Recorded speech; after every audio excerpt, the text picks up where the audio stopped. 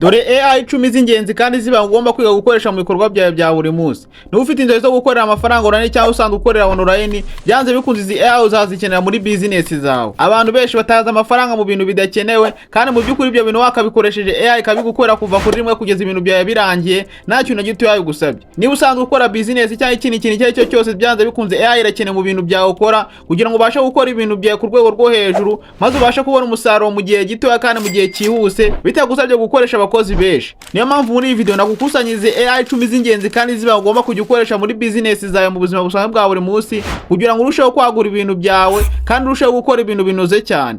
Tuzatsinya mu byinshi, reka dutangire na AI ya mbere. Ariko nyawe mbere kugira ngo dukomeze liking iyi video, ukora subscribe niba utarayikana, ufite ikindi kintu ushaka kumenya cyanyarwanizi, ubisigaho yiga muri comment ndahita nkusubiza. Mbere yo kugira ngo dutangire na AI ya mbere, reka mbanze nkubwire kino kintu. Nubwo ngiye kukubwira AI 10 ntago ari AI 10 zonyine zishobora kuba zakora ibintu bihambaye kuri telefone yawe, ahubwo ngiye nahisemo AI 10 zishobora kuba zifite uburyo buri free, zikagira n'uburyo bwo kwishyura buri pro. Negura iyi video nibanze kuri AI ushobora gukoresha ku buryo bw'ubuntu, ariko zifite n'uburyo buri pro. Nibanje kuri AI ushobora kuba wakoresha uburyo bw'ubuntu, zikaba zagukorera ibintu bihambaye kandi wakoresheje uburyo buri free, bitagusabye kwishyura uburyo buri pro. None ko uzagenda uzamuka business yawe zamuka cyangwa imikorere yawe zamuka, ushobora nawe kuba wakapgradinga ukawajya mu buryo buri pro, maze nawe ugatangira gukora ibintu byisumbuyeho kuko ibintu byawe bizaba byazamutse. Izi ni AI zifite uburyo bwo kwishyura zikagira n'uburyo bw'ubuntu, nizo AI nibanze kugira ngo tubashe gukorana neza 5 kuri 5 bitadusabye kwishyura tugitangira gukoresha AI. Rero AI ya mbere ni yihe yagufasha iki mu gukorera amafaranga online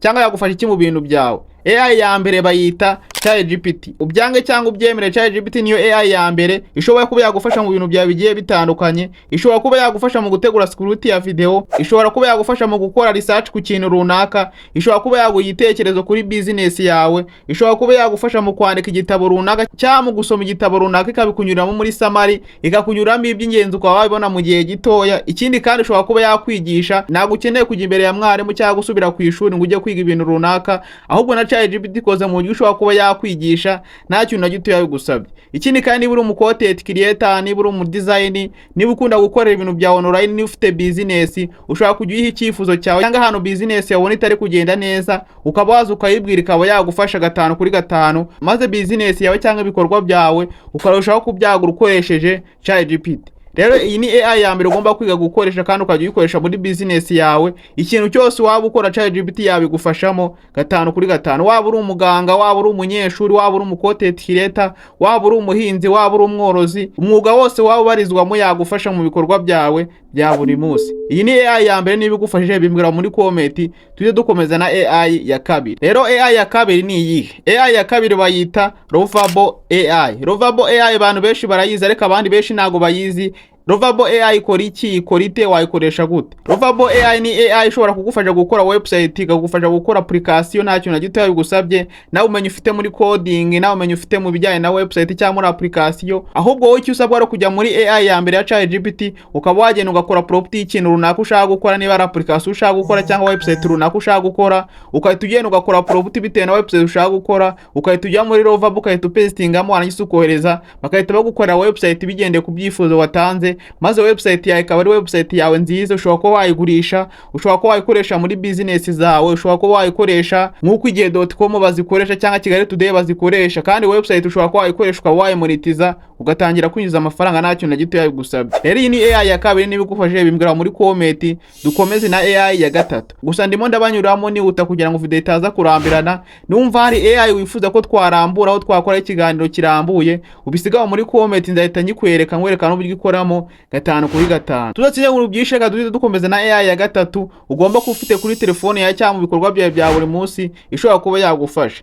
AI ya gatatu rero ni iyi. AI ya gatatu bayita Suno AI. Suno AI se ikora iki, ikora ite, nayikoresha gute? Suno AI ni AI ikora indirimbo runaka, ntabwo ukeneye kujya kwirecordinga ngo ukore indirimbo, ntabwo ukeneye gutegura beat y'indirimbo, ntabwo ukeneye gukora buri kimwe cyose ku ndirimbo, ahubwo Suno AI gukora buri kimwe cyose kuva kuri rimwe kugeza indirimbo yawe irangije nta kintu na gito yabigusabye. Indirimbo yawe ukaba ya-uploadinga kuri social media zawe, maze social media zawe zikazamuka mu gihe gito kandi indirimbo yayikoresheje na AI ya Suno AI. Iyi Suno AI ishobora kuba yagufasha gukora background music ukoresha niba uri umucontent creator ukajya uyishyira muri video zawe kandi bakaba batagwa copyright. Ushobora kuba wakora akaririmbo kagatura umuntu mu byumva kimwe wenda nk'abantu bakundana ukaba wagatura umukunzi wawe, bikaba ari ibintu byiza cyane. Kandi urumva ko ushobora no kuba wakora indirimbo ukaba wayigurisha ku muntu runaka nta kintu na gito yabigusabye. Rero iyi ni AI ya gatatu niba uyumvise neza kandi kabigufashije kandi ukaba ugiye no kuyikoresha, bimbwira muri comment. Ikindi kandi dukomeza na AI ya kane. AI ya kane abantu benshi barayizi bayita Canva.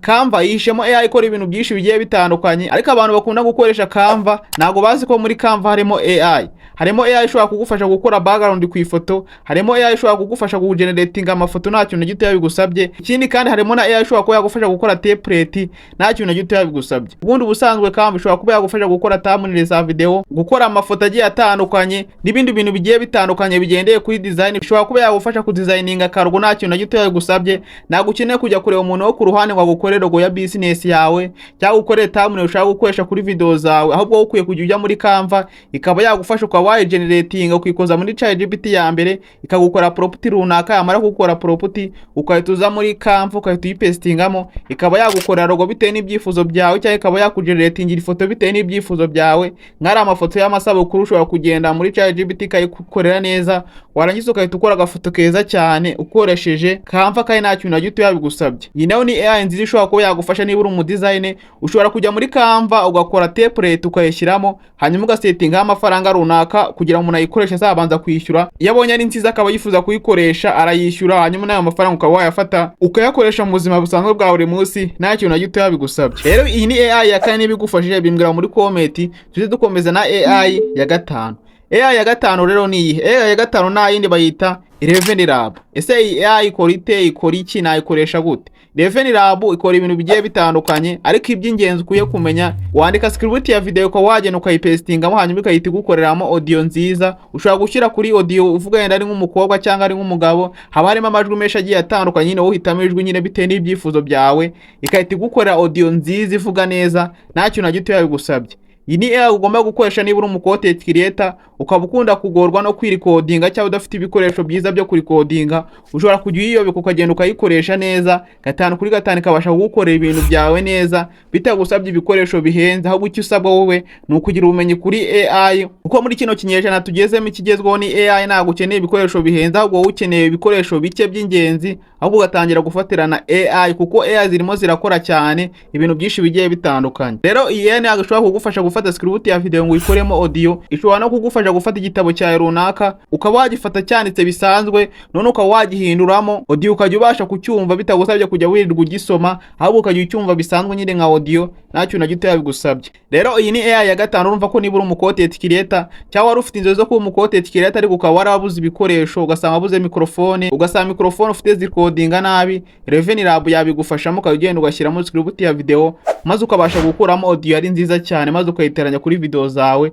maze video zawe zikaba zisa neza nta kintu na gito yabigusabye. Icyo usabwa ari ukumenya iyi AI. Ubundi kumenya AI ni kimwe, no kumenya kuyikoresha ni ikindi, no kumenya kuyibyaza umusaruro nabyo ni ikindi. Rero ibyo ngibyo byose ukwiye kujya ubimenya nyine ukayimenya, sibyo kuyimenya ni kimwe, ukamenya uburyo ikoramo, ukamenya n'uburyo wayibyaza umusaruro nyine, kugira ngo utamenya AI wumve ngo bamwe barakora amafaranga bakoresheje AI, wowe wibaze ngo ubundi ngiye nakorera amafaranga gute nkoresheje AI. Ndakeka neza uri kubyumva neza, nyine mujye mubyiga nyine mubanze mubimenye. Niba ufite icyifuzo inyunganizi ujye ugisiga muri comment. Niyo mpamvu nyine ngenda hari ku bwanyu, icyo nzi cyose nzajya nyibabwira bitewe n'icyifuzo basizaho muri comment. Rero iyi ni AI ya gatanu niba uyumvise neza bimbwira muri comment. Tujye dukomeza na AI ya gatandatu. AI ya gatandatu rero ni iyi. AI ya gatandatu bayita Grok AI. Grok AI abantu benshi barayizi, nigeze no kuyikoraho video nerekana uburyo ushobora kuyikoresha ukora ama video atandukanye cyangwa ushobora kuyikoresha ukora amafoto. Rero iyi ni AI uburyo bwo gukora ama video ku buntu, ikaguha uburyo bwo gukora amafoto ku buntu. Nubwo Grok ifite uburyo buri fura ariko itaha amasegonda make mu gihe uri gukora video, kuko buri video iguha amasegonda 6.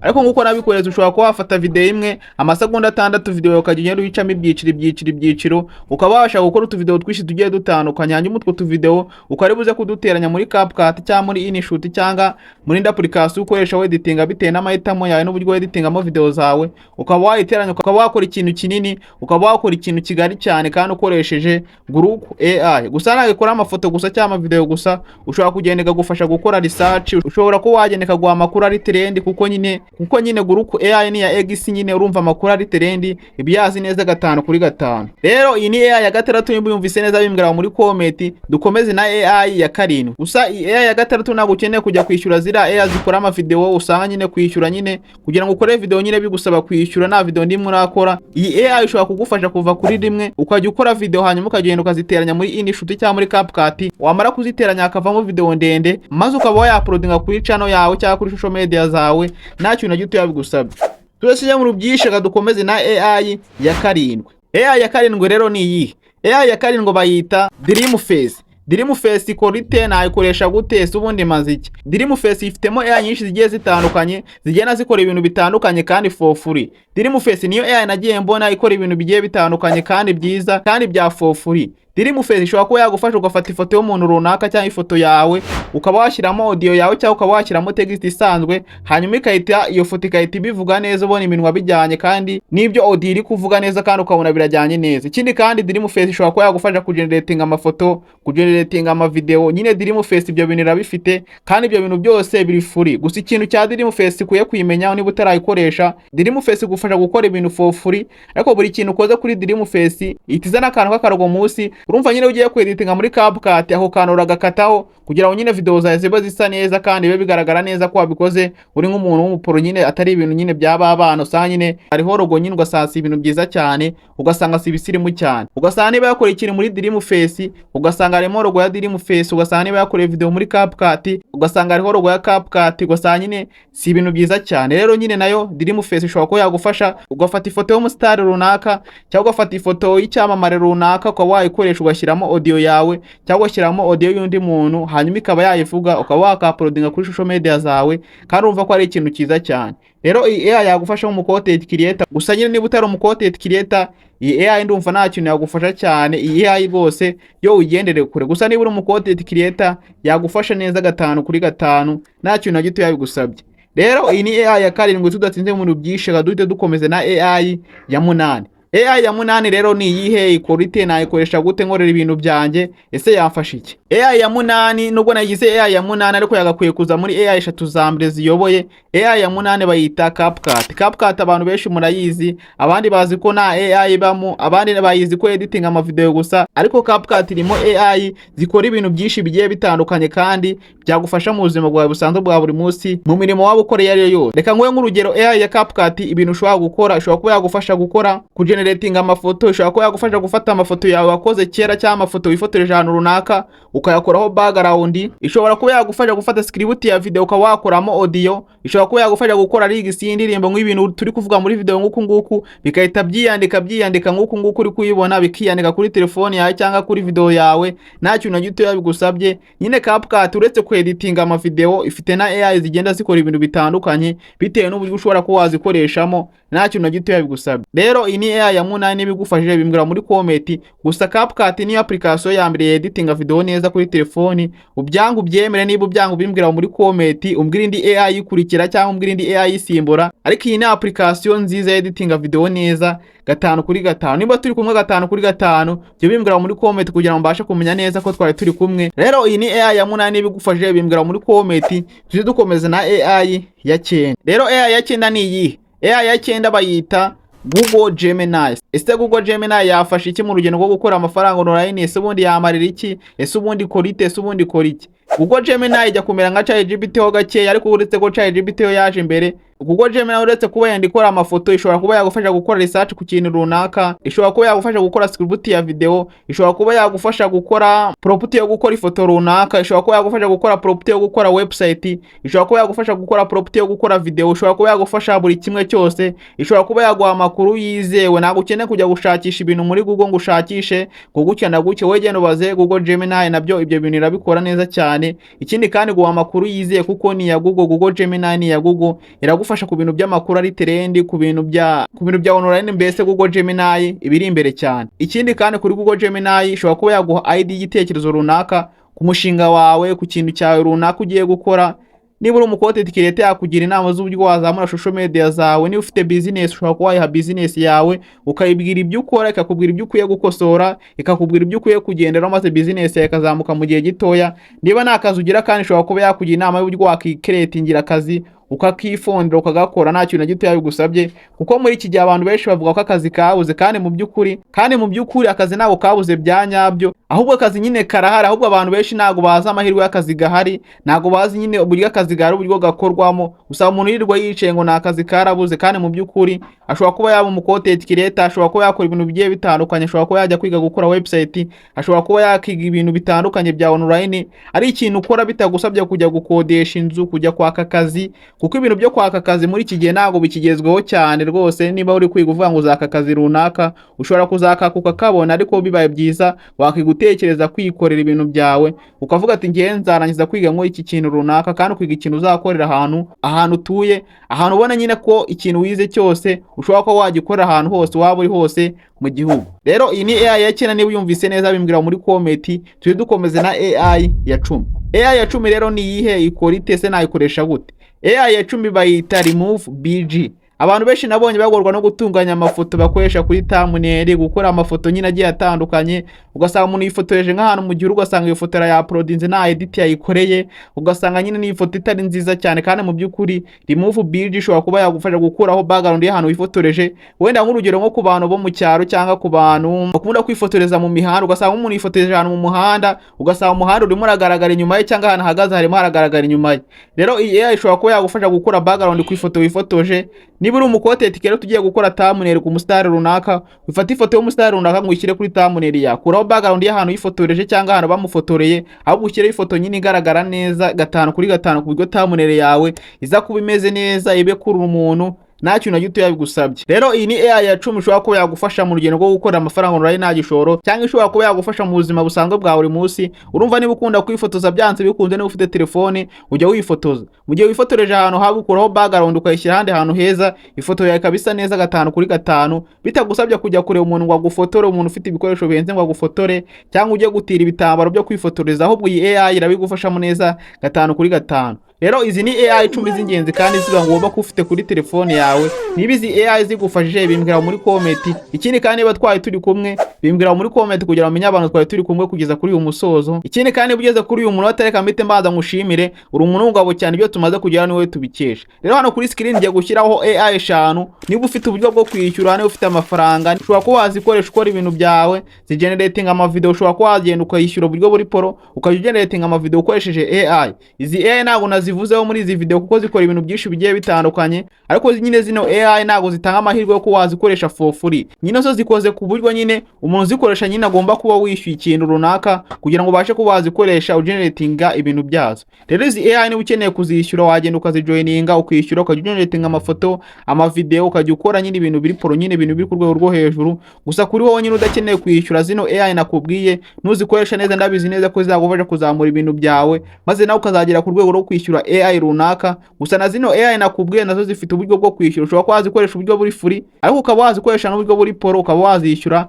maze ukabasha gukora ibintu byiza cyane. Sawa rero wogeze kuri uyu munota reka mbanze ngushimire, umuntu w'umugabo cyane, ibyo tumaze kugeraho niwe tubikesha. Ciao Imana barindira bakunda cyane. Dusubire muri video ikurikira, nzasubiza ikibazo wambaje munsi muri comment. Ciao.